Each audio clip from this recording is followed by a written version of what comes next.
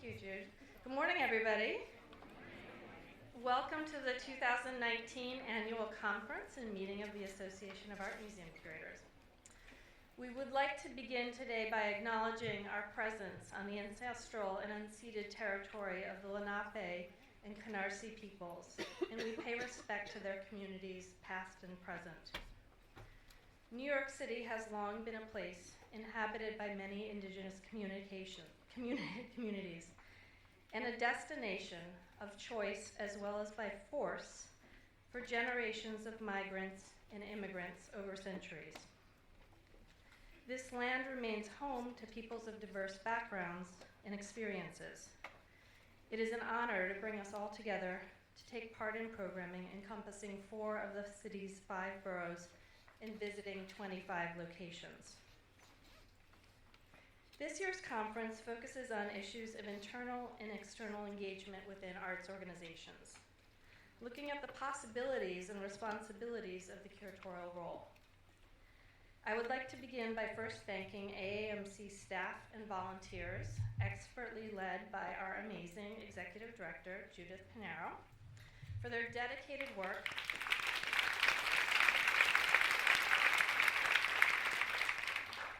in thoughtfully developing and executing this conference. I'd like to also give a special shout out to Lucy Leiden, who oversees the program and its many components. Lucy.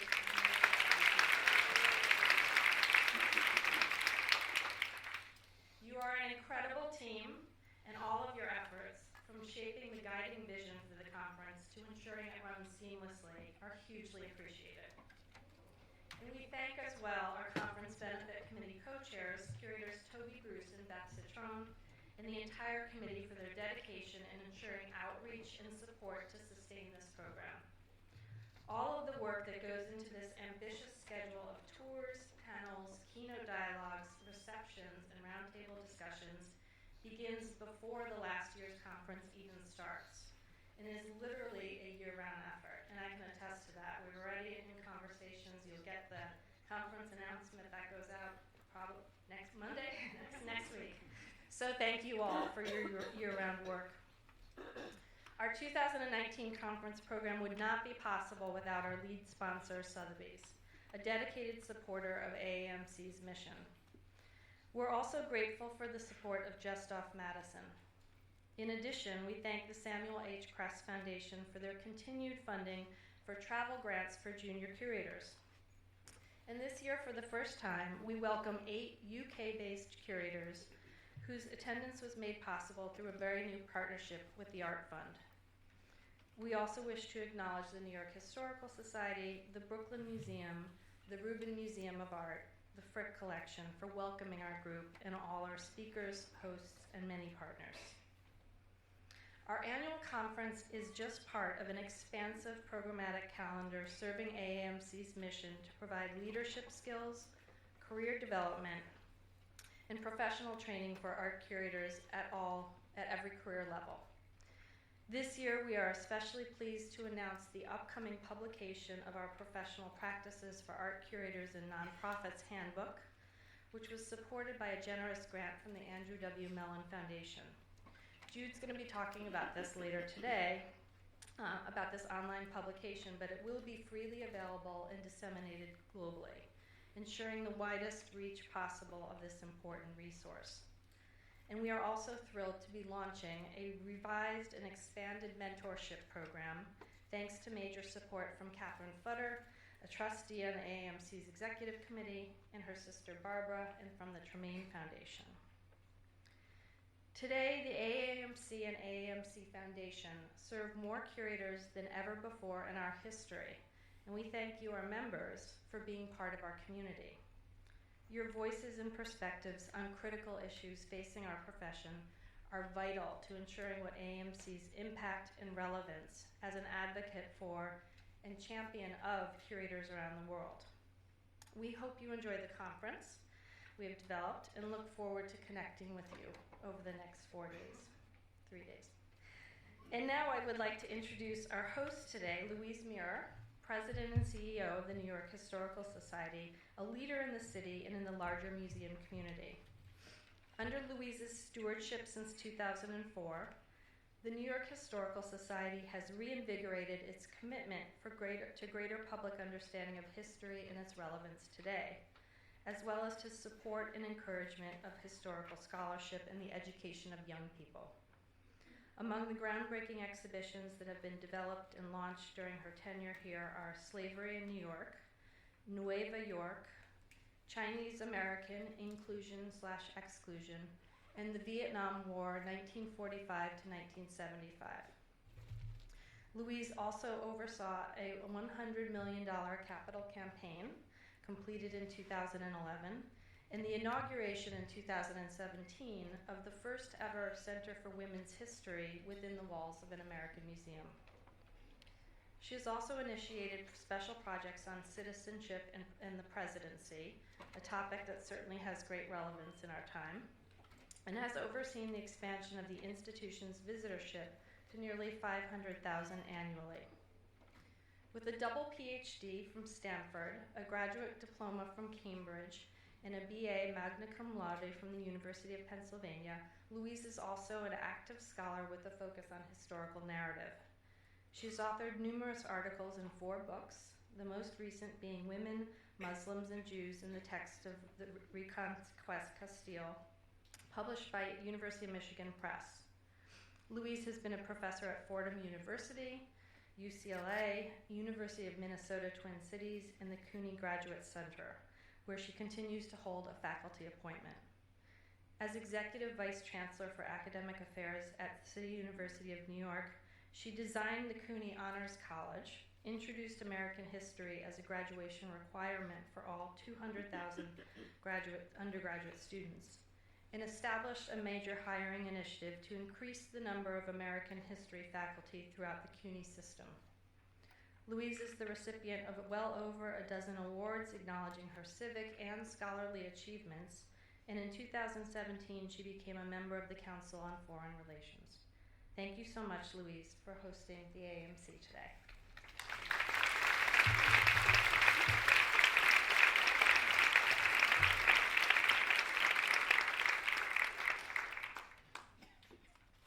So much, Krista, and welcome to all of you.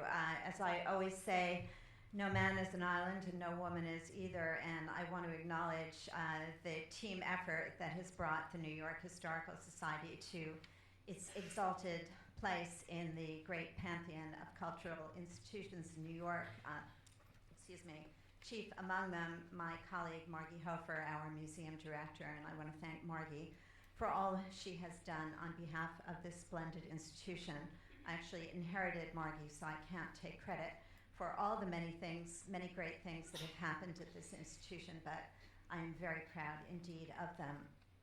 As you may know, the New York Historical Society was founded in 1804 as New York's first cultural institution.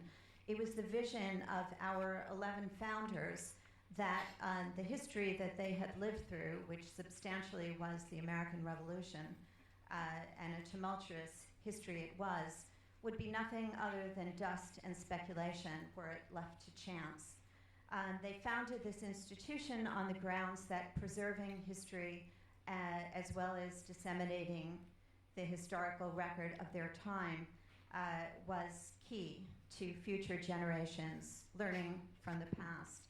And they have been quite correct. We have been able to raise our educational profile so that 200,000 New York City public school students are welcomed to this building and to our programs that take place outside of this institution in schools throughout the 5 boroughs of the city and beyond each year. We also welcome here 7,000 New York City public school teachers who learn history with us and who do professional development, earning credit for the work that they do.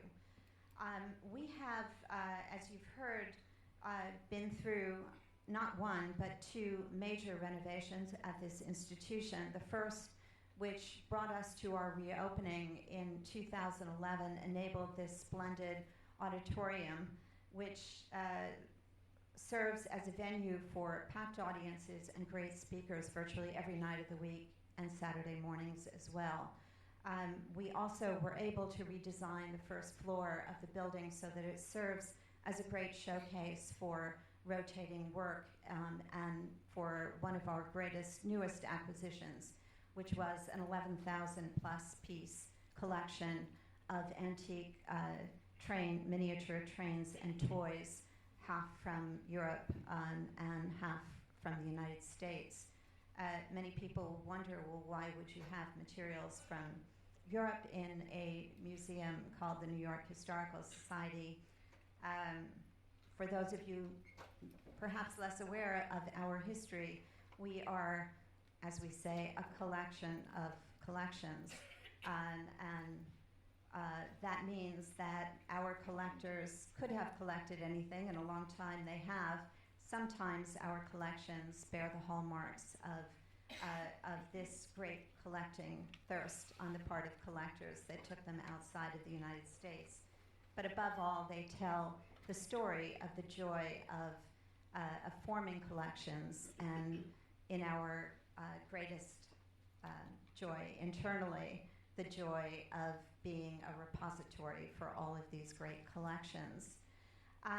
During the course of your visit, we very much hope that you will be able to visit the exhibitions that are on view right now. We have several of which we are, I think, rightfully proud. On this main floor, you will see an exhibition called Hudson Rising, which is an exhibition that I have wanted to do since I arrived here in 2004. And it is an exhibition that uses both our art collection, and as you assuredly know, we are a great repository for works of the Hudson River School. This exhibition has enabled us to use that collection in ways that tell history, and in addition to just conveying the wonderful treasures of those works. It is an exhibition that traces the history of the river really from the 17th century and even before to the present day. The Hudson is one of the few examples we have of a river that is cleaner today than it was in the mid-19th century, when already the Hudson River painters painted smokestacks in the background, already recognizing that industrialization would compromise the beauty and purity of the river and its surrounds. We also opened just last Friday a spectacular exhibition of works by the great sculptor Augusta Savage. Sadly, a African-American woman sculptor whose works are less well known than they assuredly deserve to be today.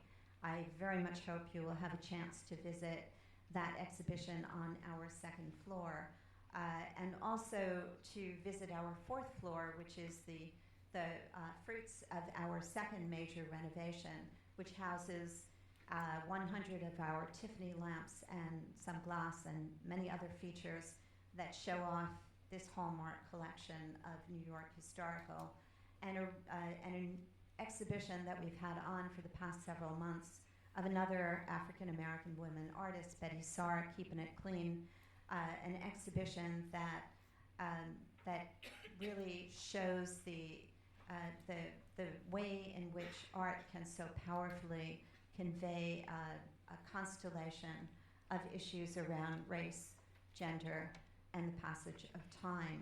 Our Audubon galleries show another hallmark of this institution's important collections, and our North Run will give you an idea of all of the material culture that this institution houses, or I'll say it will give you a small hors d'oeuvre of those collections as well. My colleague Margie Hofer has seen to it that New York historical curators are deployed throughout the galleries, so they are there to answer your questions. Once again, I'm extremely proud that you have chosen us as a venue for your work today, and I wish you the best in this conference, and I thank you once again on behalf of all of my colleagues for being here at this great New York Historical Society. Thank you.